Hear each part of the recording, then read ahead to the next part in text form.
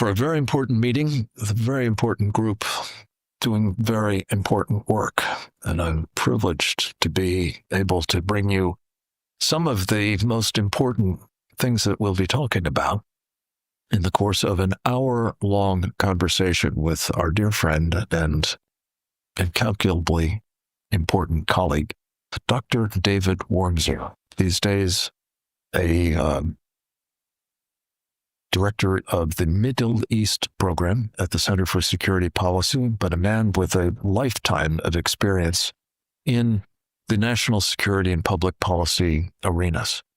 His expertise is in particular in the Middle East, but he has an amazing grasp of really the great strategic issues of our day, informed by decades of hard experience, yes, at the senior-most levels of the United States government, in the State Department, in the National Security Council, and in the Office of the Vice President of the United States.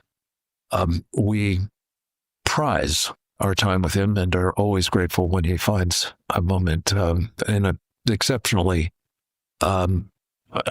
peripatetic career. He is just back from the Middle East, and I know will be sharing with us some very important insights just garnered from his time in Israel, especially.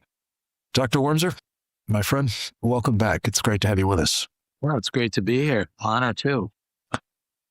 We are speaking at an epic moment, I think, in the history of the Middle East. The President of the United States has, in the past few days, embarked upon something he calls the Board of Peace. And he's brought together leaders of quite a number of nations.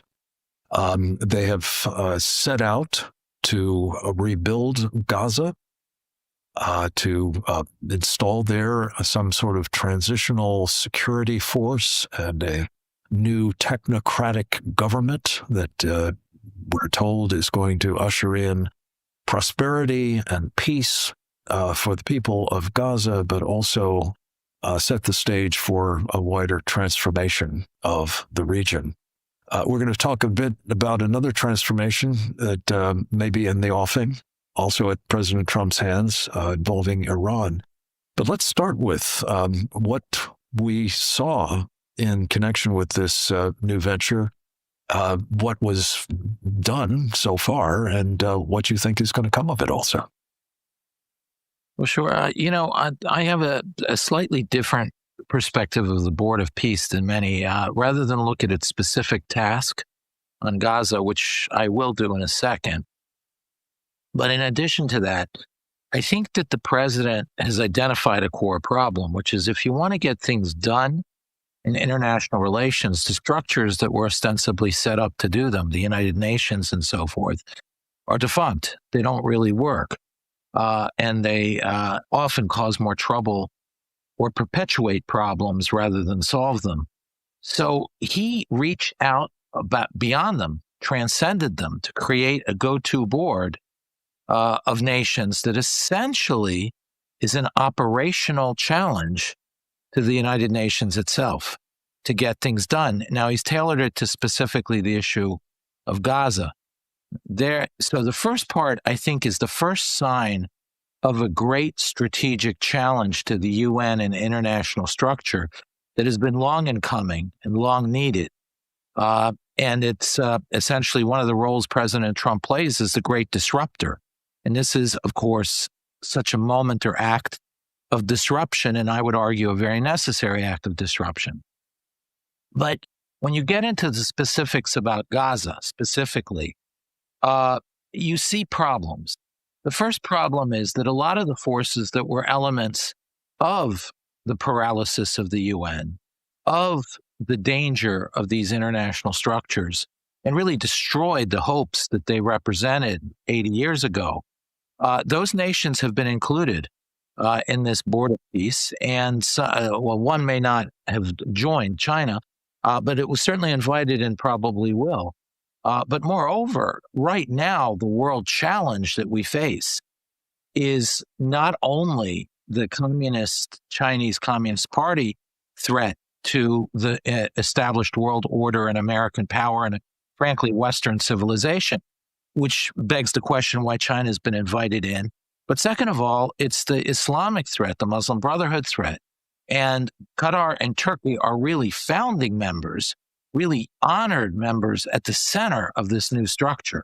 So first of all, in terms of really replacing the UN, unfortunately, I think the structure has imported some of the most detrimental factors that caused the UN to essentially become paralyzed. The second part of it is the specific task it chose to make a stand on, which is Gaza. Now, first of all, again, the membership that's involved is the problem in Gaza. The Muslim Brotherhood is why Gaza has Hamas. It is why Israel had to go to war in Gaza, because the Muslim Brotherhood is a violent, explosive, and volcanic force that is out to destroy and annihilate the West, starting with Israel. And that is what exploded on October 7th. So by bringing the deans of the Muslim Brotherhood movement in as founding members, you essentially perpetuate the problem in Gaza. The second thing is the transformation of Gaza into anything peaceable involves such a radical transformation that starts with the educational structure, disarming Hamas, and a fundamental radical change in Gazan society that cannot be done by Gazans themselves, because all the elites of Gaza are invested in this destructive death cult that is Palestinian politics. So as a result, there's sort of revolutionary, radical change in Gazan society that would be required to even begin the move toward peace. It runs askew to the very nature and character of the participants in the Board of Peace and the structure of Palestinian governance that it seeks to help build. So on an operational level, I think the hope for the Board of Peace is limited. I think I'm much more skeptical that it will get anywhere. But in terms of beginning the process conceptually of saying the UN no longer serves a function that we need it to function and that we need to begin to transcend it, that is perhaps the greatest contribution of this Board of Peace. And I think that will be its long-term positive impact. David, this is a very interesting assessment. And as usual, you're bringing, I think, a willingness to go intellectually to places that most of the rest of us don't.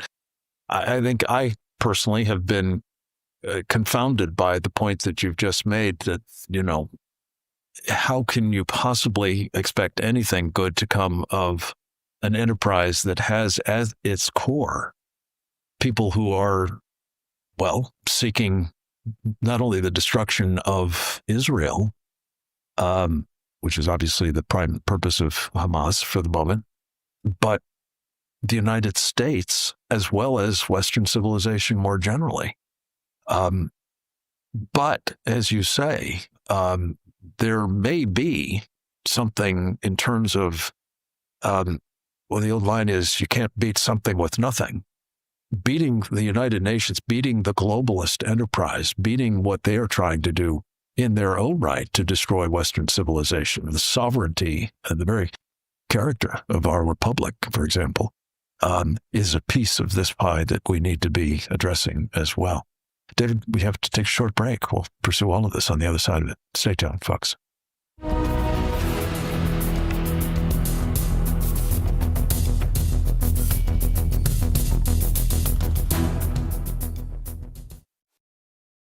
At Real America's Voice, we love Pastor Jensen Franklin, a faithful servant of the Lord who brings our audience life-changing sermons every Sunday. God is after a conversation with you. And now, Jensen has a new book that will impact you too. What if your most effective prayers were not your longest ones? So many believers feel pressure to say more, thinking longer or more eloquent prayers will move the hand of God. But Scripture says otherwise. Throughout the Bible, brief, heartfelt prayers brought breakthrough and divine intervention. And if I can inspire you to pray, I can inspire you to be like Jesus. You will discover how even a simple cry like, "Lord, save me," can open heaven's windows. I really believe it's that's going to change your life. Filled with biblical examples and practical encouragement, this book will help you pray with confidence in every circumstance. You are missing so much more God has for your life. Get ready to experience the miracles that come when you pray short, bold prayers filled with power. Scan the QR code now and order your copy today on Amazon.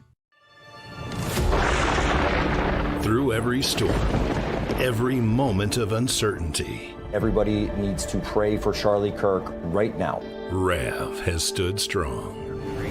We're not going to tolerate this stuff anymore. Turn that anger into motivation to save this nation. When we move together, there is power. The cries of this widow will echo like a battle cry. This is more than news. It's a movement. This revolution of people taking their countries back. A turning point. A chance to be part of something greater than yourself. Scan the QR code and stand with Rav. The story isn't over, and neither is your part in it. Step in, be counted, be heard. Together, we are Rav. We will achieve American greatness. And we are just getting started. Lazar Garcianovich here from Japan. Love Real America's Voice, real news, honest views, and love seeing everyone there. God bless America.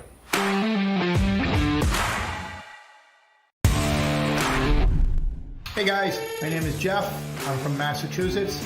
I love Rav because of the free speech and the political wranglings that go on in the chat every day.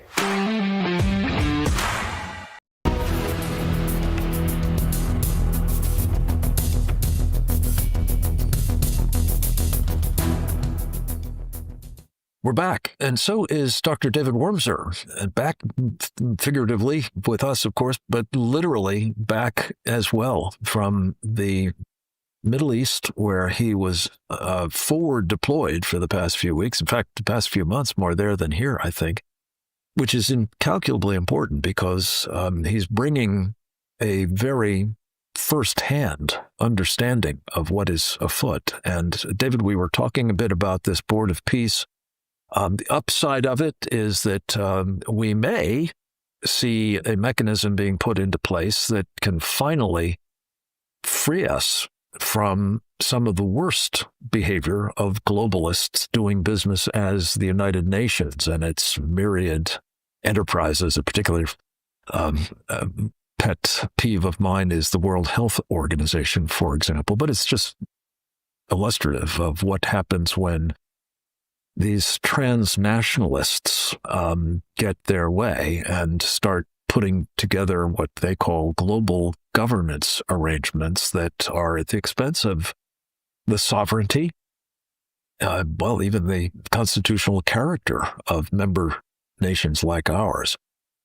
The president has had perhaps a singular vision of what can be done about that particular problem.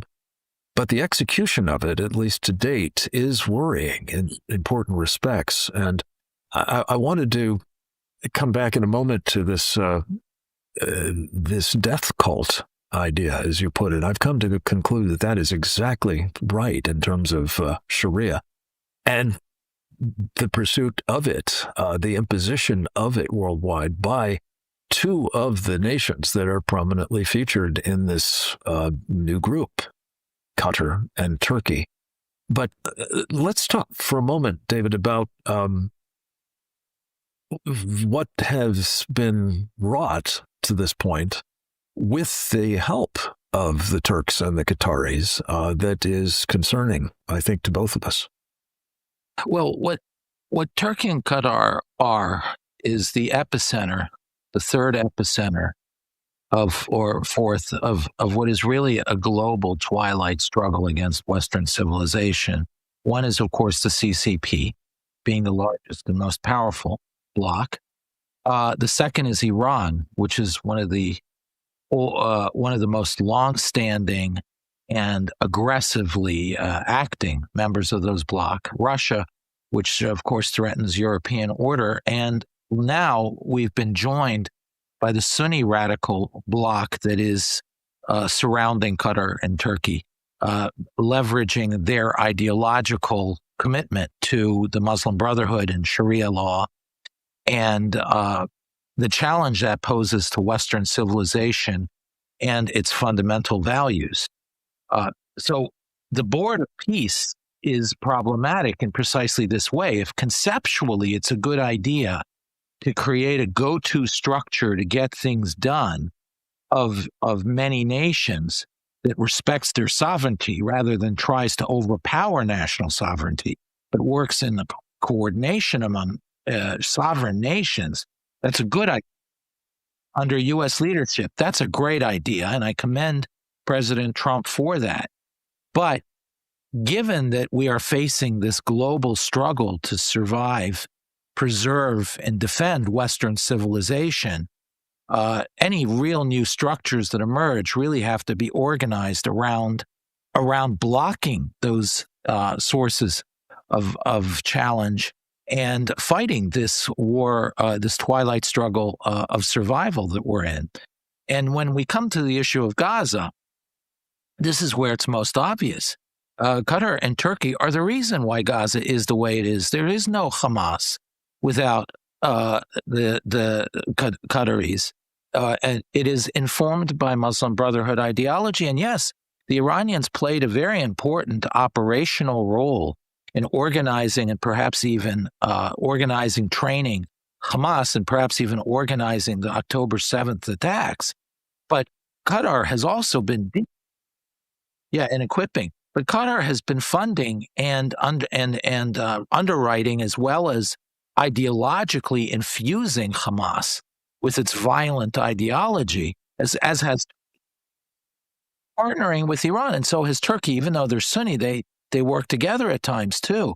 So to create a structure that is anchored in power to the very forces that we in the West need to fight is a prescription for failure. And that is what I'm very worried about with this Board of Peace. I think it's in fact doubly worrying because the concept of establishing a go-to structure of sovereign states under American leadership to get things done, transcending the UN, is a great idea.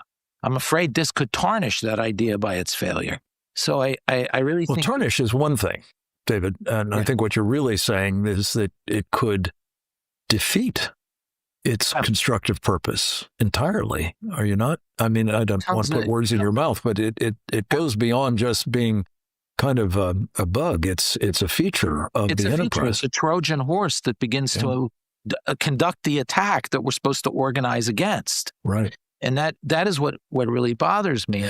So that brings us to what they've already sort of set out to do, David. Just, this is not an abstract problem. This is a very real one. I want you to specifically talk about this idea of some kind of foreign force that will be inserted on the ground in Gaza for the purpose of, trying to stabilize the situation and putatively fill the vacuum that is going to occur when Hamas disarms.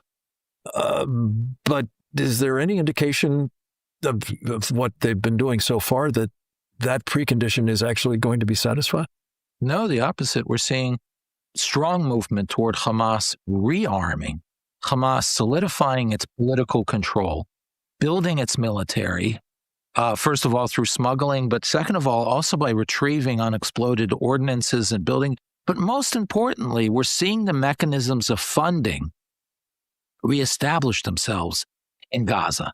The second thing that's very dangerous is that Hamas's fundamental objective is very close to being met, which is to essentially implement the Obama-era vision that Samantha Powers peddled already 20, 30 years ago, which is to introduce an international force into Palestinian areas that, while the idea of it may be peacemaking or peacekeeping, the effect of it will be to serve as a human shield against an Israeli offensive against the Palestinians, which essentially now it very dangerously establishes the ability for the Palestinians to strike at Israel while severely limiting Israel's ability to strike back by the presence of such a force. We've seen this over and over again in Lebanon, for example, with UNIFIL. This is not theoretical. This is quite, this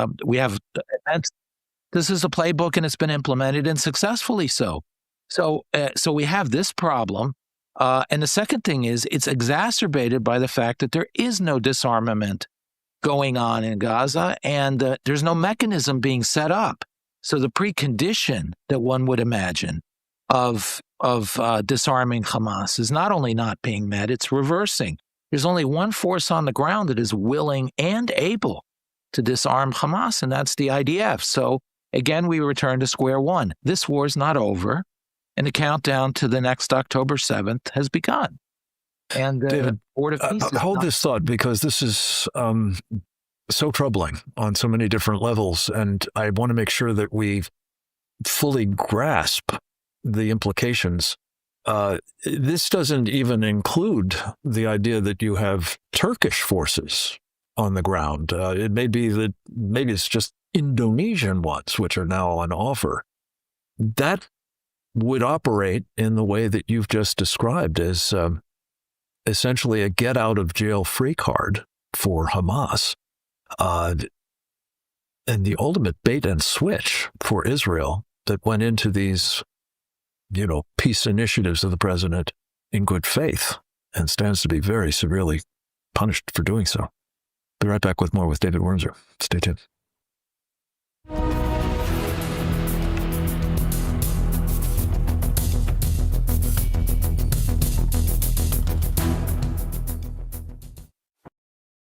At Real America's Voice, we love Pastor Jensen Franklin, a faithful servant of the Lord who brings our audience life-changing sermons every Sunday. God is after a conversation with you. And now, Jensen has a new book that will impact you too. What if your most effective prayers were not your longest ones? So many believers feel pressure to say more, thinking longer or more eloquent prayers will move the hand of God. But Scripture says otherwise. Throughout the Bible, brief, heartfelt prayers brought breakthrough and divine intervention. And if I can inspire you to pray, I can inspire you to be like Jesus. You will discover how even a simple cry like, "Lord, save me," can open heaven's windows. I really believe it's going to change your life. Filled with biblical examples and practical encouragement, this book will help you pray with confidence in every circumstance. You are missing so much more God has for your life. Get ready to experience the miracles that come when you pray short, bold prayers filled with power. Scan the QR code now and order your copy today on Amazon.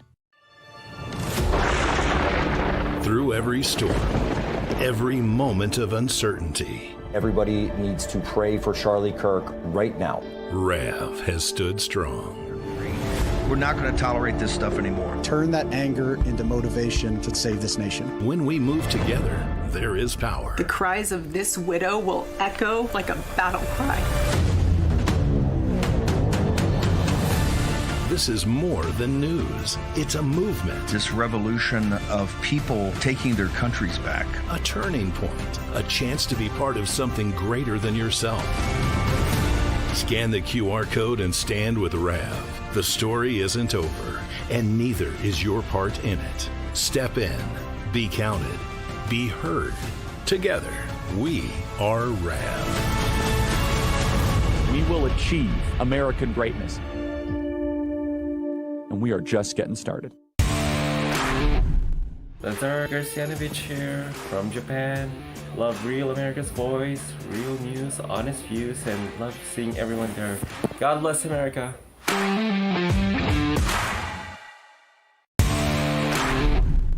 Hey guys, my name is Jeff. I'm from Massachusetts. I love Rav because of the free speech and the political wranglings that go on in the chat every day.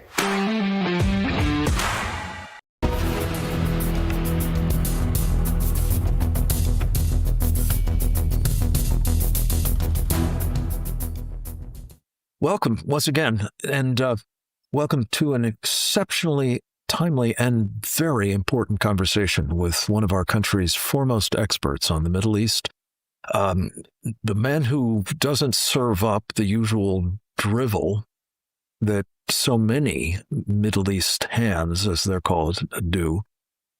He is unburdened by illusions or attachments to failed nostrums of peacemaking. He's been involved in the policy process at the highest levels. He knows all about that, but he is very clear-eyed that anything short of decisive victory over, yes, Israel's enemies, but they're ours as well, is a formula for ultimately our defeat, because that's how these guys roll, the Sharia supremacists. And we're going to talk more about their program in a moment. But David, just to tie off this issue of the Board of Peace, in addition to this very problematic stabilization force business, in the absence of Hamas being completely disarmed, and not just disarmed, but rooted out, I think we have to be clear at what's the term for it? Delustration, I think, is what's in order. Something we didn't do, by the way, with Soviet communism, and look at where we are now in Russia. But David, I want to also ask you about this idea that we're going to start pouring billions of dollars into Gaza without those preconditions of disarmed Hamas and it out of government being satisfied, even remotely.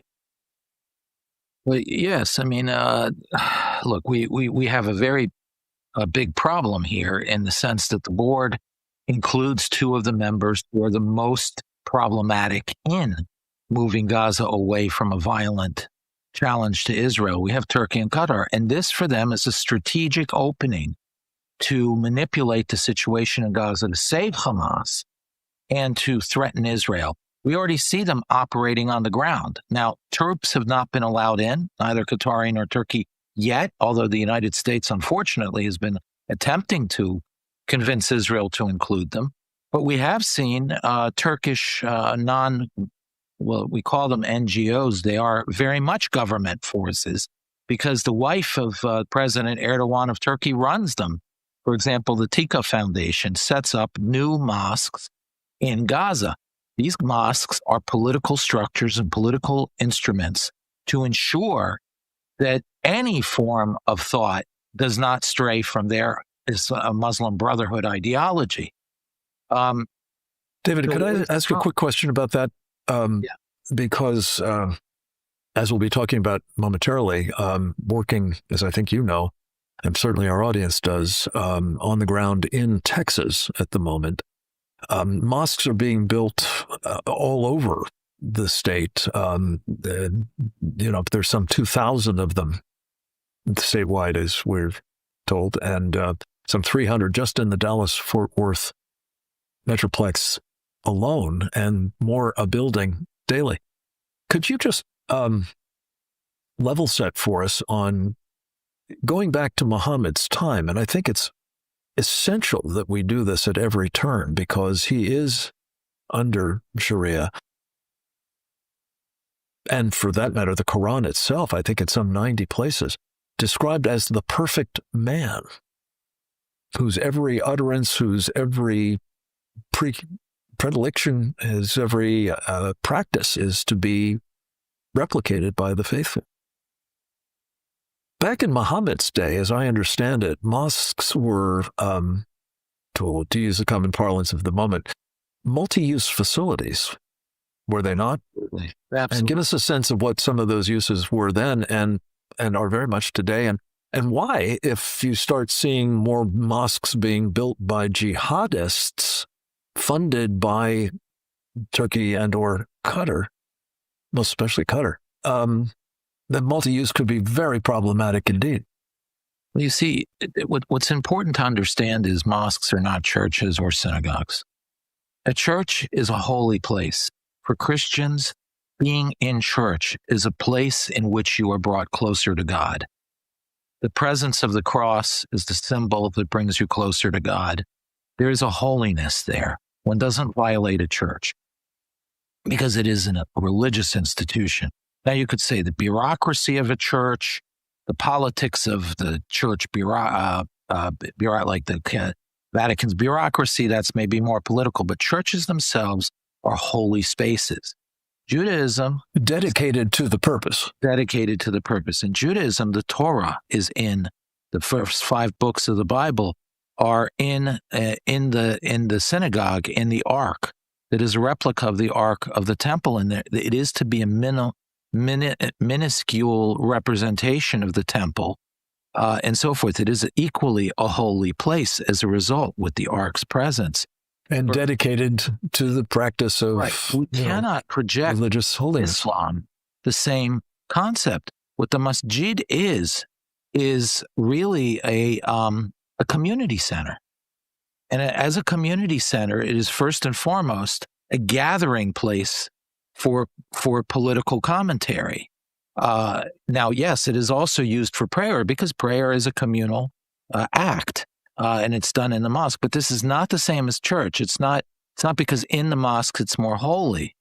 There's nothing holy in the mosque. The mihrab, which is the prayer where is the notch, is just simply to tell you this is the direction of Mecca, and that is where you pray. It doesn't actually contain the Quran or any element that is considered holy.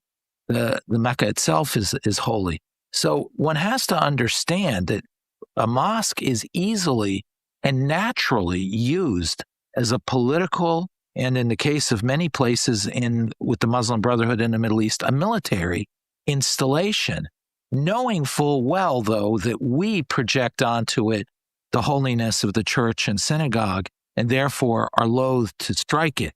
But in the Islamic world, mosques are not sacrosanct in that way.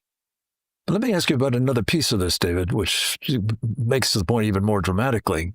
It's my understanding that, again, from Muhammad's day to this, mosques have also been arsenals in many cases. They've also been places where people are trained in the use of weapons. That they're also places where raids or war campaigns were planned, prepared for, and from which they were launched. Is that correct? And if so, that's a very different use, obviously, than those other faiths' houses of worship, is it not? Yeah, absolutely. Look, Sunni Islam is a religion based on submission, and submission includes war. And as a result, as the Shia Islam, yes, especially close to Sharia, exactly.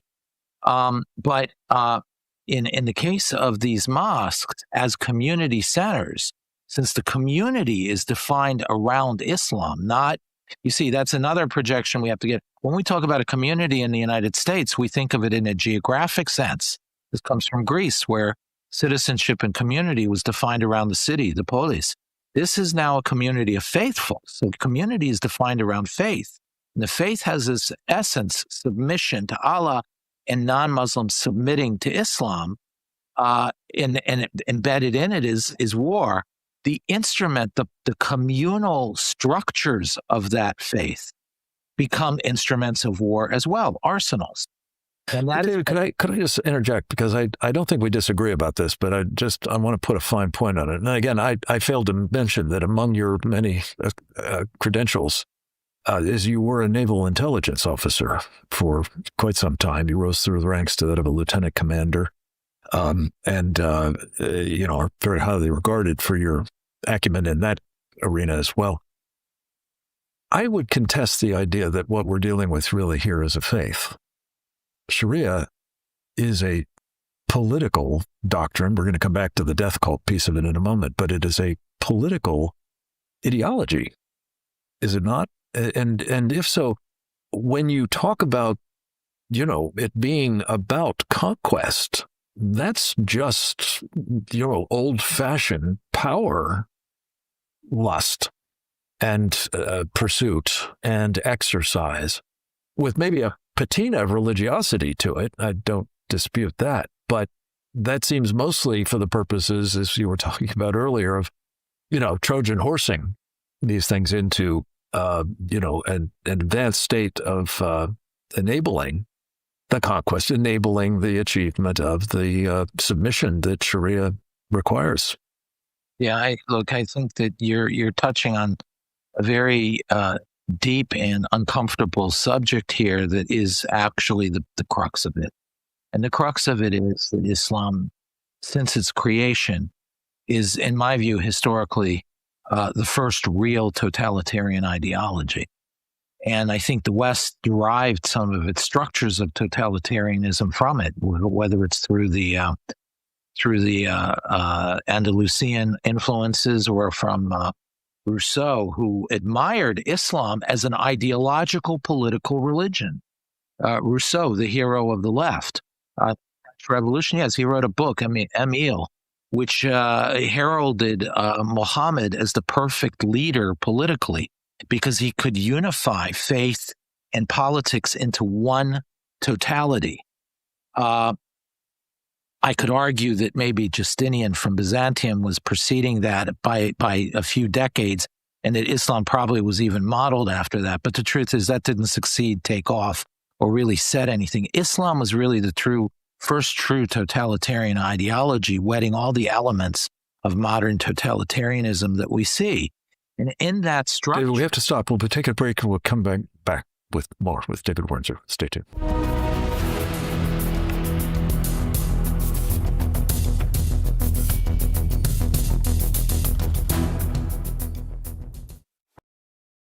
Welcome to Real America's Voice, Real Minute. Your quick look at the powerful stories of faith and freedom, inspiring audiences across the nation. Angel Studios presents. I'm Bo Davidson with this Real America's Voice, Real Minute. Most people know the biblical story of David, the shepherd boy who fought Goliath and became king. Well, Angel Studios has created a new animated film called David that tells the story of Israel's greatest king. Followed when I'm looking for the way, when I'm searching for the answer, in the moments I'm afraid. There's a whisper in the wind and a story in the sky, when I'm looking for a lantern to illuminate the night. If you want the secret of freedom and feeling alive, you gotta follow the light. Follow the light. For those who love great animated classics like The Lion King and Prince of Egypt, David is an awe-inspiring animated musical that depicts David as a spirited boy who fought lions, giants, and even betrayal, depicting how one boy's faith could lead him to be king of Israel. David will be released in theaters just in time for Christmas on December 19th, but your family can get a head start by watching the prequel to the film, Young David, which is streaming exclusively right now on Angel. It's perfect for the entire family and has memorable music. So once you join the Angel Guild, you can start watching Young David right now and prepare the fam for the David film in theaters in December.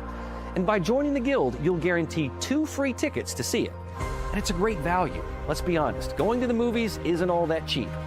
But if you're a member of the Angel Guild, not only do you get those 2 free tickets to David, but you'll now have access to every single film or TV series on Angel at your convenience anytime. So just go to angel.com/Rav and join there. Hey folks, it's your friend John Rich. I co-founded Old Glory Bank because we heard too many stories about people getting canceled by their bank because they didn't agree with their politics. The government wanted to know where you shop. If you bought a Bible or you shopped at a sporting goods store, you're probably on a list. We created Old Glory Bank because America needed a bank that would protect their privacy and security.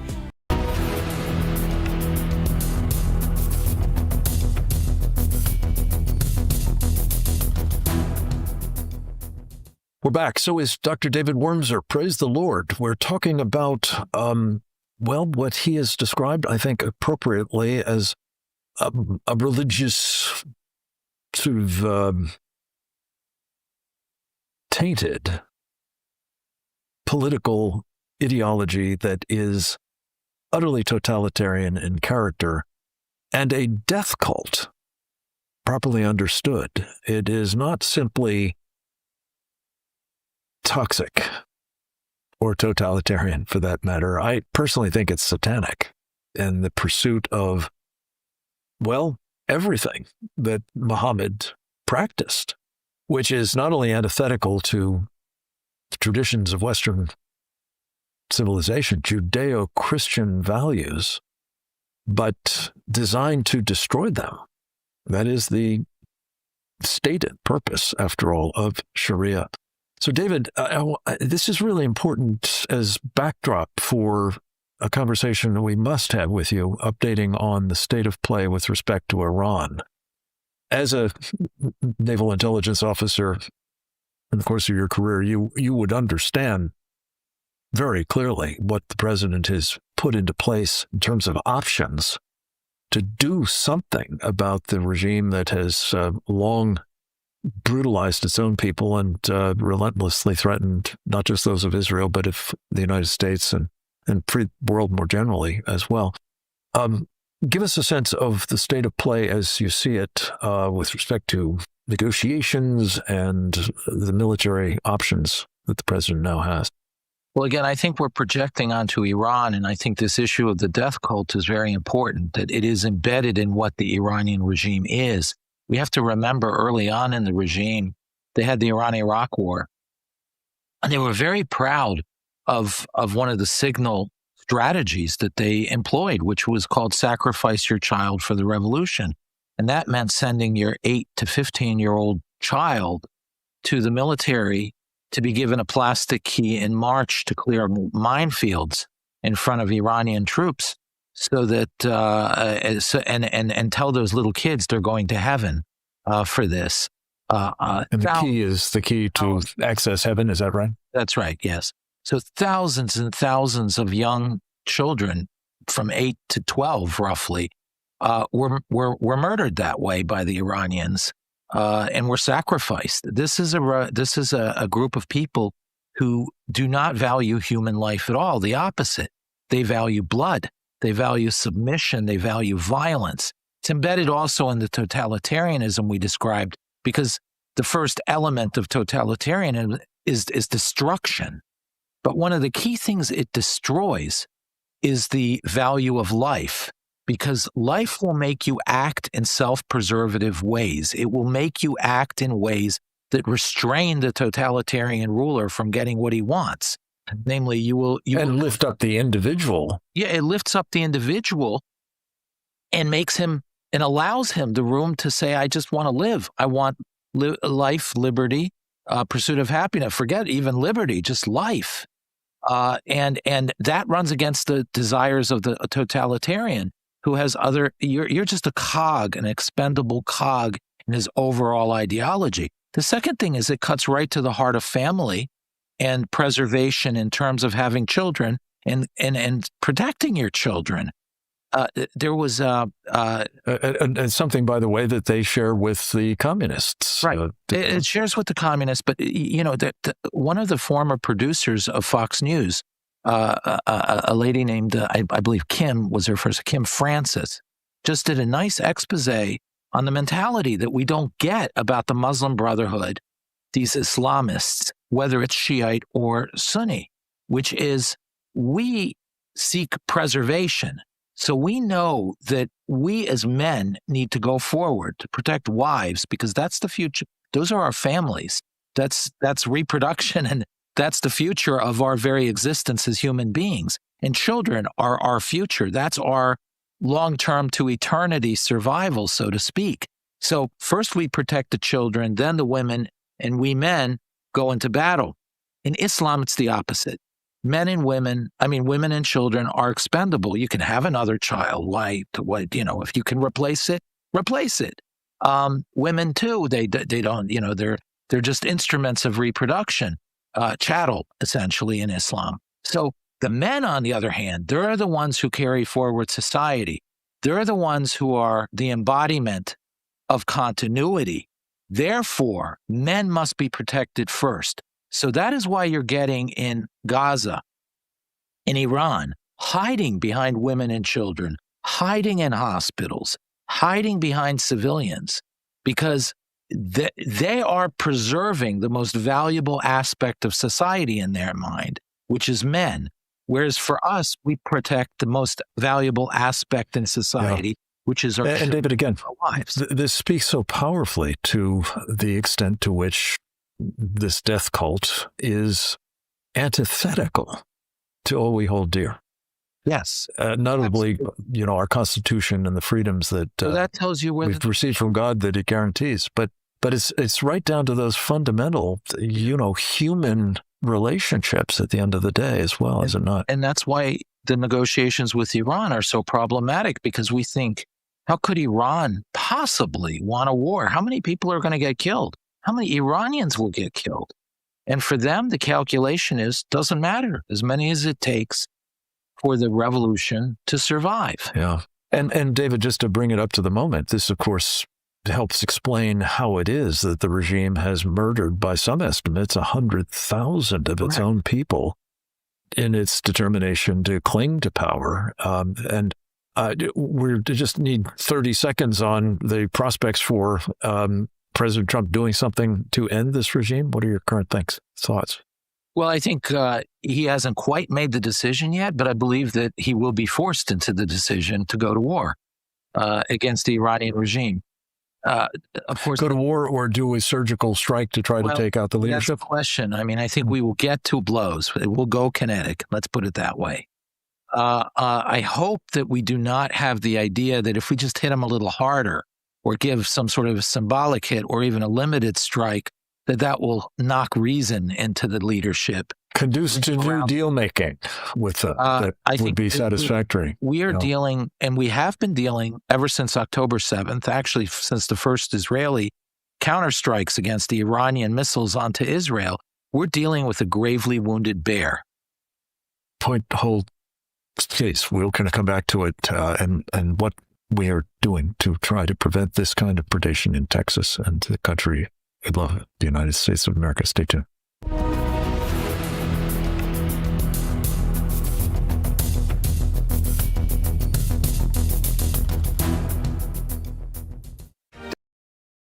Welcome to Real America's Voice, Real Minute. Your quick look at the powerful stories of faith and freedom, inspiring audiences across the nation. Angel Studios presents. I'm Bo Davidson with this Real America's Voice, Real Minute. Most people know the biblical story of David, the shepherd boy who fought Goliath and became king. Well, Angel Studios has created a new animated film called David that tells the story of Israel's greatest king. There's a light I've always followed when I'm looking for the way, when I'm searching for the answer, in the moments I'm afraid.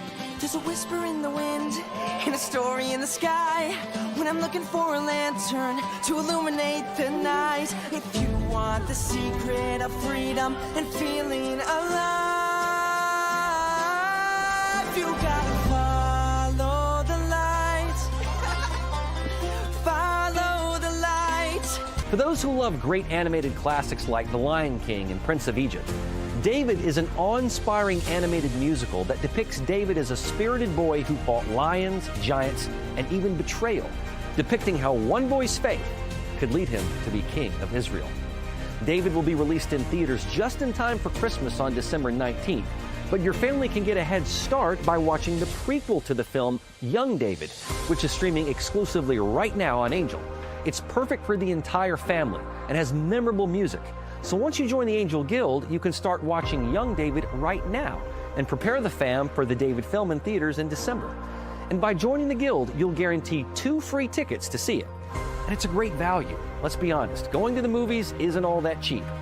But if you're a member of the Angel Guild, not only do you get those 2 free tickets to David, but you'll now have access to every single film or TV series on Angel at your convenience.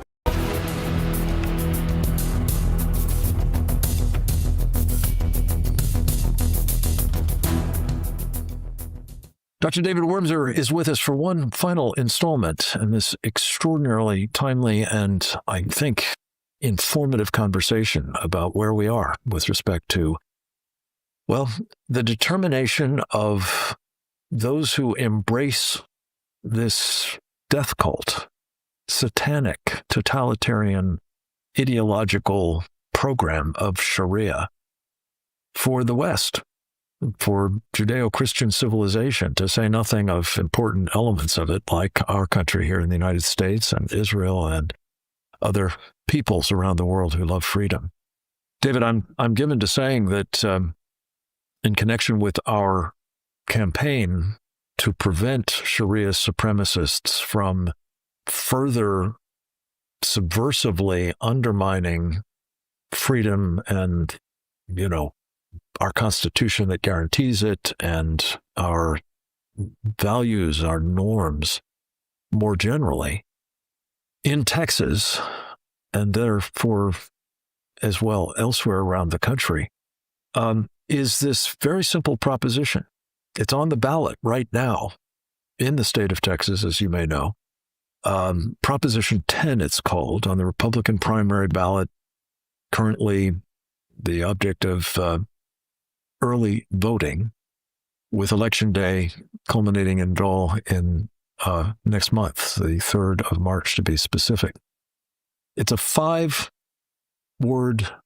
proposition, number 10, very end of the ballot. Texas should prohibit Sharia law. And the reason that I think at the end of the day, if we do not ban Sharia, Sharia will ban freedom in America and a great many other things that matter to us, of course, especially, as you say, women and children, and, their status and their lives in many respects, as well as a lot of non-Muslim men as well. So, David, I just ask you to talk a little bit further about if this proposition carries, and our hope is to make sure it carries decisively, how critical would you say it is to not just the future trajectory of our nation, but truly the, Judeo-Christian civilization of which we have been a principal beneficiary and bulwark as well? Well, I think it's important, even if it doesn't succeed, because it's the first real effort to say the values embodied by the Sharia supremacists are not reconcilable with the survival of our values as a Judeo-Christian civilization. They're fundamentally contradictory, and Islam under Sharia supremacism is out for only one thing: submission. It's in the name Islam. Islam comes from the word submission, and it is all about submission, behaviorally and ideologically. We see this with the public displays of Islamic prayer, which is not allowed. Public prayer in the streets like that is not really allowed in the Muslim world. It is here in order to symbolically express superiority.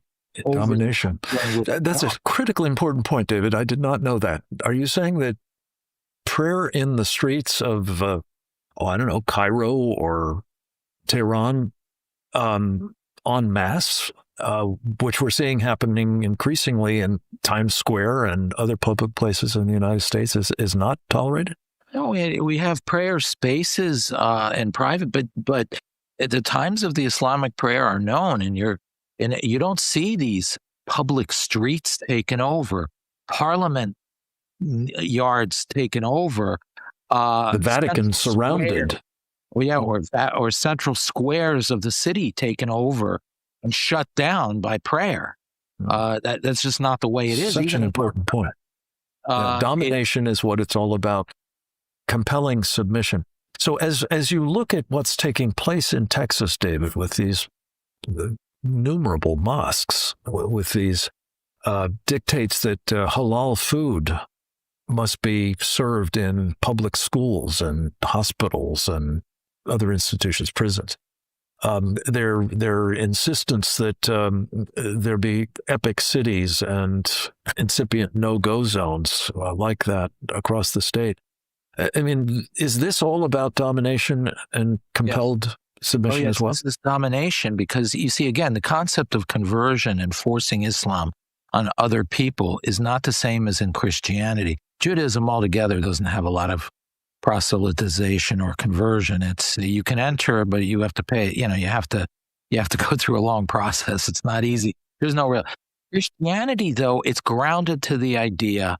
It's like the old joke about a psychiatrist. Can a psychiatrist help a person? Only if he wants to be helped. Can a person become a Christian? Ultimately, it matters that he believes. Just forcing him to be a Christian for the sake of being a Christian doesn't really work. You really have to believe in Christ. You have to believe in It's certainly antithetical to the teachings of Christ. That's Exactly. for sure. Islam is the opposite. They believe, first of all, they don't call it conversion. They call it reversion. Why? Because Islam was created with the world. It is at unity with the world, as was the Quran. It has been corrupted successively by society, by Jews, by Christians. The true religion always was Islam, as revealed by God, as created by God in creation.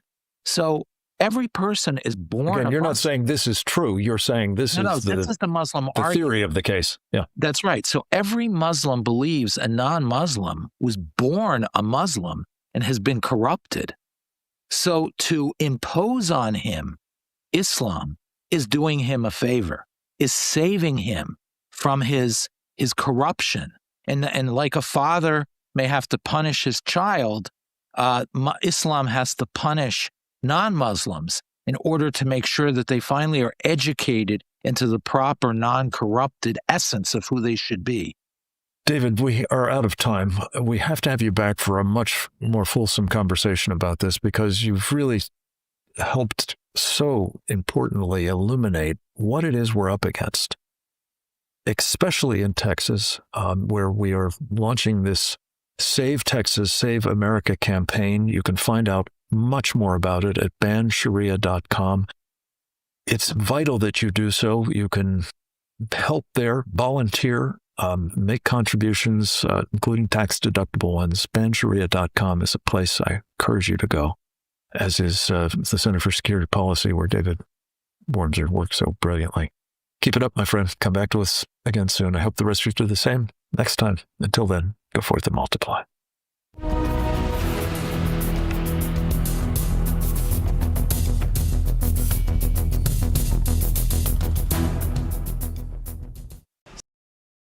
Welcome to Real America's Voice, Real Minute. Your quick look at the powerful stories of faith and freedom, inspiring audiences across the nation. Angel Studios presents. I'm Bo Davidson with this Real America's Voice, Real Minute. Most people know the biblical story of David, the shepherd boy who fought Goliath and became king. Well, Angel Studios has created a new animated film called David that tells the story of Israel's greatest king. There's a light I've always followed when I'm looking for the way, when I'm searching for the answer. In the moments I'm afraid, there's a whisper in the wind and a story in the sky. When I'm looking for a lantern to illuminate the night. If you want the secret of freedom and feeling alive, you gotta follow the light. Follow the light. For those who love great animated classics like The Lion King and Prince of Egypt, David is an awe-inspiring animated musical that depicts David as a spirited boy who fought lions, giants, and even betrayal, depicting how one boy's faith could lead him to be king of Israel. David will be released in theaters just in time for Christmas on December 19th, but your family can get a head start by watching the prequel to the film, Young David, which is streaming exclusively right now on Angel. It's perfect for the entire family and has memorable music. So once you join the Angel Guild, you can start watching Young David right now and prepare the fam for the David film in theaters in December. And by joining the Guild, you'll guarantee 2 free tickets to see it.